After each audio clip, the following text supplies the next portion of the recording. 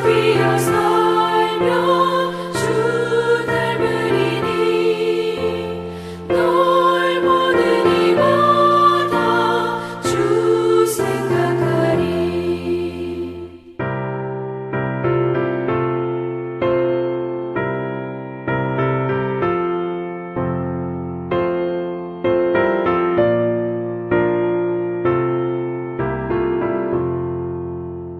너 성결케 위해 주 따라가고 일 다급하여도 다 먹지 말고 참 즐거울 때나 또 슬플 때나 너 주님만 믿고 늘 따라가라.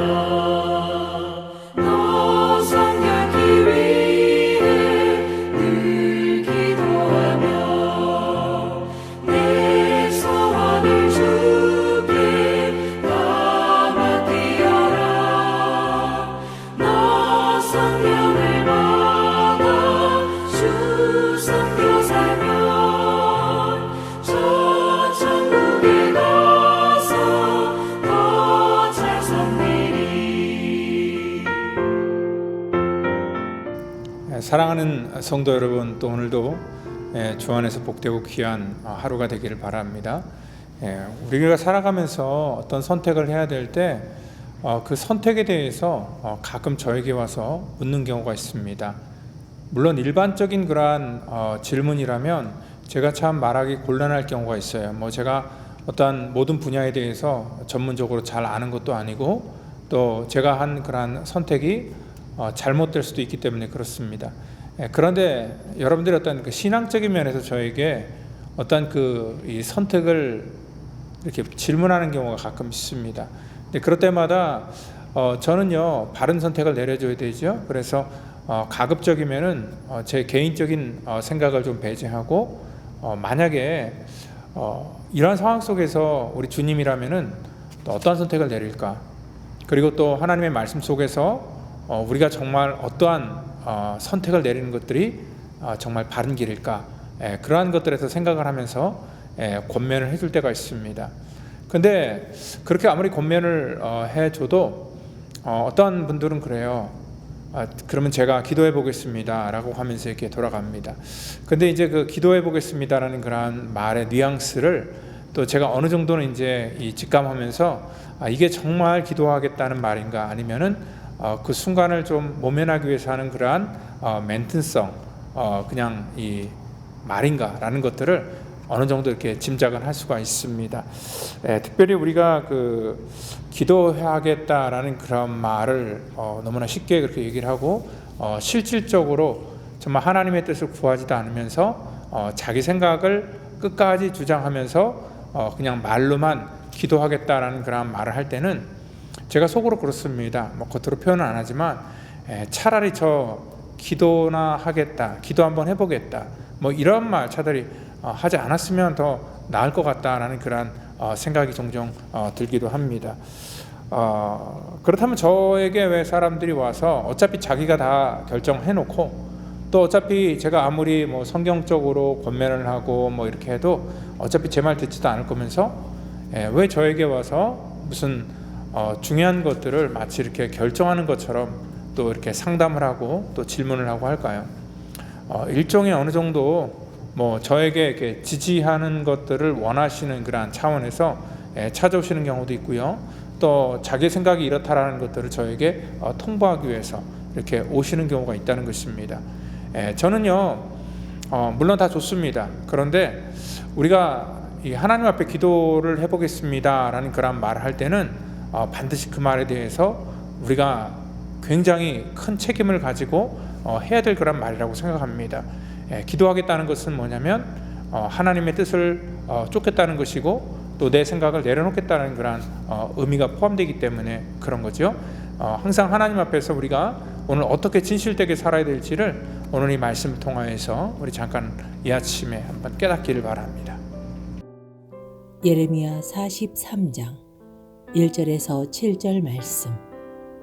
예레미야가 모든 백성에게 그들의 하나님 여호와의 말씀 곧 그들의 하나님 여호와께서 자기를 보내사 그들에게 이르신 이 모든 말씀을 말하기를 마치니 호사야의 아들 아사랴와 가랴의 아들 요하난과 모든 오만한 자가 예레미야에게 말하기를 내가 거짓을 말하는도다. 우리 하나님 여호와께서 너희는 애굽에서 살려고 그리로 가지 말라고 너를 보내어 말하게 하지 아니하셨느니라. 이는 네리야의 아들 바룩이 너를 부추겨서 우리를 대적하여 갈대아 사람의 손에 넘겨 죽이며 바벨론으로 붙잡아가게 하려 함이라.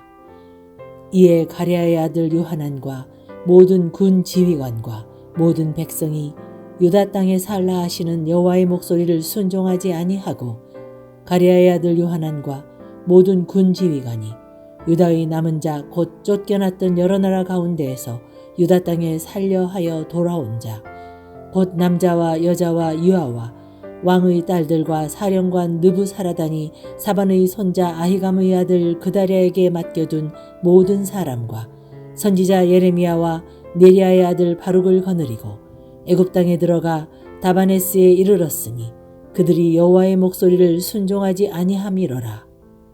아멘. 지난주에도 말씀 같이 나눴는데요. 우리 요하난이라는 그런 사람이 있습니다. 이 사람은 자기 삶 속에서 정말 중대한 그러한 어떠한 그 선택의 기로에 놓여 있고요. 그리고 중요한 것들을 선택하는 그러한 과정 속에서 선지자 예레미야를 찾아가서 기도를 해달라라고 그렇게 얘기를 합니다. 아마 이 기도해달라는 그러한 이 의미 속에는 이 겉으로 보면 굉장히 믿음 있는 사람처럼 보일 수도 있고요. 그리고 또 예레미야가 기도한 그러한 기도의 결과를 따르겠다라는 그러한 모습처럼 생각할 수 있습니다. 그런데 그 요나단의 이 행동을 보면은요, 이 기도에 대해서 자기가 순응을 하고 순종을 하겠다라는 그러한 뜻이 아니라 자기 마음 속에 이미 내린 결정이 있었다는 거죠. 그러니까 오늘 자기가 듣기 원하는 그런 대답이 이미 있었다는 것입니다. 그러니까 자기가 이렇게 경험한 바에 의하면, 그리고 또 자기가 이러한 현실적으로 모든 것들을 판단할 때 자기가 옳다고 이미 생각하는 바가 있다는 거죠. 사실 자기가 그렇게 이미 다 결정했다면은 예레미야 선지자에게 굳이 찾아가서 어떻게 해야 될지를 물을 필요가 전혀 없습니다. 그럼에도 불구하고 예레미야 선지자에게 어떻게 생각하느냐, 또 이것들을 어떻게 해야 되느냐, 그렇게 기도 요청을 했을 때는 여러분들 어느 정도 이 요하난의 마음 속에 어떠한 마음이냐면, 자기가 지금 마음 속에 갖고 있는 그러한 생각들에 대해서 예레미야가 지지해 주기를 원하는 그러한 마음이 있기 때문에 그에게 찾아간 것이지, 하나님의 뜻이 정말 무엇인지가 궁금해서 간 것이 아니다라고 이렇게 우리가 생각할 수 있습니다. 그러니까 요하난은요, 여러 가지 정황을 판단하고 자기 경험이나 생각할 때는 우리가 비록 나라는 망했지만 이 바벨론이 또 와서 복수할지 모르기 때문에 우리가 애굽으로 빨리 도망가야 된다라는 그러한 현실적인 그러한 판단을 했고요. 그리고 자기뿐만이 아니라 그 땅에 있는 나머지 거민들을 그 애굽 땅으로 같이 데리고 가려고 하는 그런 마음을 먹었기 때문에 그렇습니다.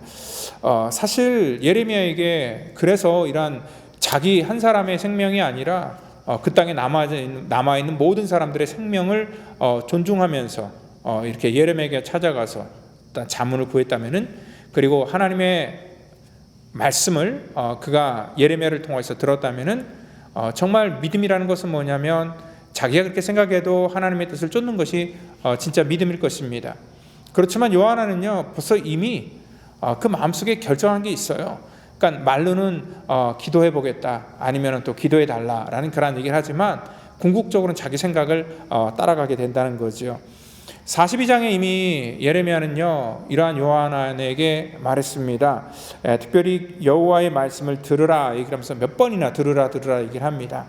만약에 너희 생각을 고집하면 너희가 두려워하는 칼이 애굽 땅으로 따라가서 너희에게 미칠 것이다. 그러니까 그들이 칼이 무서워서 도망가지만 결국 애굽 땅에 가도 그 칼이 너희들을 가만히 두지 않을 것이다 얘기를 합니다. 그리고 또한 기근도 따라갈 것이다 얘기를 합니다.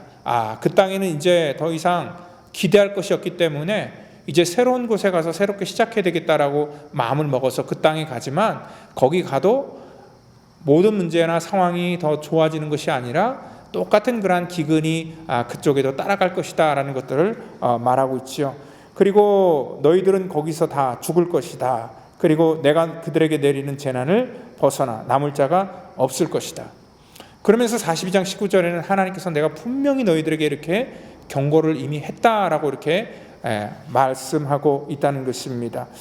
그런데 오늘 본문 속에서 보니까요, 요한이 이러한 얘기를 듣고 마음이 굉장히 좀 안 좋았어요. 왜냐하면 자기 생각에는 정말 애굽으로 가는 것들이 바른 판단이고, 그래서 예레미야가 좀 지지해 줄 줄 알았는데 자기 생각과 전혀 다른 말, 애굽에 가면은 거기 똑같이 어려움이 있을 것이고 똑같이 정말 모든 백성들이 잘 사는 게 아니라 오히려 더 안 좋은 그러한 더 비참한 그러한 삶을 살게 될 것이다라는 그러한 소리를 들었을 때 어떠한 반응을 보입니까? 보편적으로 믿음 있는 사람이라면은 빨리 자기 생각을 돌이키고 하나님 앞에 정말 믿음으로 살 것을 결단을 해야 되는 것들이, 그리고 또한 예레미야의 말에 순종하는 것들이 정말 올바르고 바른 그러한 행동일 터인데, 오늘 여기 본문 보면 2절에 보니까 내가 거짓말을 한다라는 그런 얘기를 합니다. 그러니까 예레미야의 말을 하나도 믿지 않는다는 그런 뜻이죠. 어떻게 나는 이렇게 생각하는데 내 생각을 이렇게 묵살할 수 있느냐. 그렇기 때문에 당신의 말은 다, 지금까지 한 말은 다 거짓말이다. 나는 당신의 말을 듣지 않을 것이다 라고 하면서 하나님의 말씀 전체를요 그가 거부하는 그런 선택을 했다는 거죠. 그러니까 차라리 이럴 거면은 예레미야 선지자 찾아와서 묻지나 말지. 괜히 찾아와서 뭐 상담하는 것처럼 또 기도해달라고 요청하는 것처럼 그렇게 말해놓고 결국은 자기 멋대로 다 그렇게 행동을 하고 나중에는 듣지도 않고 거짓말이라고 치부할 거면은 못하러 왔느냐라는 그런 생각이라는 거죠. 오늘 이 4절에서도 여호와의 목소리를 순종하지 않았다. 그리고 또한 7절에서도 똑같이 순종하지 아니하고를 그렇게 강조하고 있습니다. 그러니까 저 역시도 목회를 하면서 이러한 경우를 종종 보게 되죠. 자기가 중요한 인생의 결정을 마치 저에게 의논하는 것처럼 오지만 실질적으로 들어보면은 이미 다 결정했어요. 아무리 제가 권면하고 뭐 하나님의 말씀은 이렇다. 그리고 또한 목회자는 정말 어떠한 마음이냐면 하나님의 마음과 어떻게 보면 조금 비슷할 수도 있어요. 왜냐하면 제가 여러분들에게 정말 바라는 것이 뭘까요? 마치 그 의사가 어떤 그 환자의 그 상태를 보고 그 상태를 호전시키고 회복시키는 것이 아마 의사의 보람이고 또한 의사의 사명이라고 생각하는 것처럼 목사도 똑같이 생각하죠. 여러분들이 어떠한 인생의 문제 속에서 좀 복잡하고 어려운 그런 기로에 놓여 있을 때 여러분들에게 어떻게 더 영적으로 권면을 하고 또 영적으로 살릴 수 있을까를 정말 그 한마디 순수한 그런 마음을 가지고 또 여러분들에게 찾아가서 그렇게 권면을 드리고 또 여러분들을 살리는 그런 것이 저의 인생의 또한 사명이라고 생각하기 때문에 그러한 정말 좋은 그러한 권면을 그렇게 해도 대부분의 사람들은요 목회자의 그러한 그 권면을 듣기보다는 본인이 이미 갖고 있는 그러한 생각을 따를 때가 많다는 것입니다. 그래서 결국은 보면은 다 자기가 선택한 그러한 길을 걸어가게 된다는 거지요.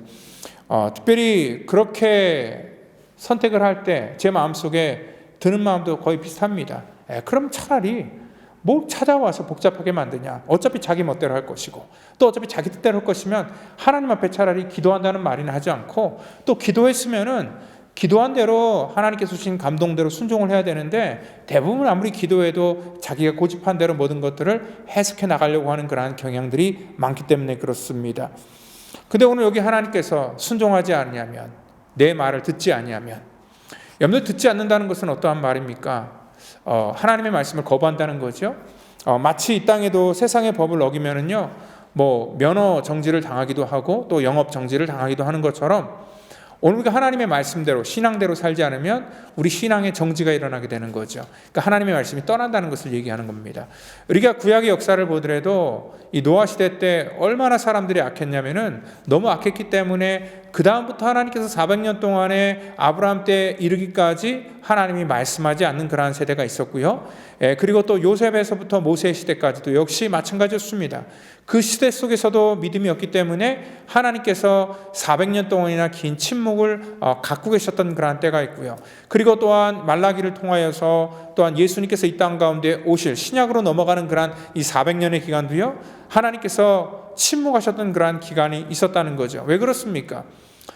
사람들이 아무리 하나님의 말씀을 해주셔도 들을 마음이 없기 때문에, 들을 자세가 되지 않았기 때문에 하나님께서 아예 말씀하지 않는다는 거죠. 그러니까 하나님과의 관계의 단절을 의미한다는 거죠. 그러니까 결국 자기 고집, 자기 생각대로 계속 가게 되는 그런 영혼 속에는 하나님께서 판단하실 때 저 심령 속에 순종할 마음이 없기 때문에 더 이상 하나님께서 그 심령 속에 하나님의 말씀의 역사가 일어나지 않는다는 것들을 의미한다는 거죠. 그렇기 때문에 우리는요, 사실 하나님의 말씀이라고 생각할 때 우리가 그 말씀이 내 의지와 내 생각과 반대가 된다 할지라도 내 생각을 접어놓는 것, 그것이 바로 진짜 믿음이라는 거죠. 그리고 또 정말 내 마음, 내 판단은 이게 옳다라고 생각하지만 정말 하나님의 거룩한 이 말씀을 가지고 권면하는 그러한 얘기를 듣고 자기 생각을 접는 것, 그것이 진짜 믿음이라는 것을 우리는 분명히 아셔야 된다는 거죠. 오늘 끝까지 요하나는 이렇게 고집하다가 결국 그의 인생의 말로가 하나님께서 예레미야를 통해서 말씀하신 대로 그대로 그렇게 이루어지게 됐다는 것을 생각할 때 오늘도 이것이 오늘 바로 요한에게만 국한된 것이 아니라 바로 저와 여러분들에게 똑같은 그러한 상황이라는 것을 깨달으시고 인생의 또 신앙의 중요한 그러한 결정을 할 때는 반드시 하나님의 말씀에 순종하는 그러한 저와 여러분 되기를 예수님 이름으로 축원드립니다. 기도하겠습니다. 주님 감사합니다. 우리의 인생의 때에 하나님 늘 하나님께서는 여러 가지 방법으로 우리 가운데 말씀하는데 하나님 우리의 귀를 열어서 먼저 듣게 하시고 또 들은 다음에는 아버지 하나님 우리의 생각을 내려놓고 순종할 수 있는 믿음도 주시기를 원합니다.